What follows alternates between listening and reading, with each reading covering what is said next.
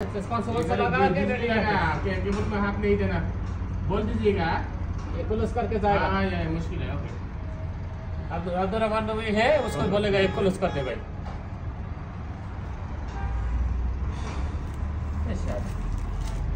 কি আছে চালু করছিলেন? হ্যাঁ বন্ধ হয়েছে মনে হয় একটা। কোন জায়গা না মাঝে মাঝে হয় লোড নেই না।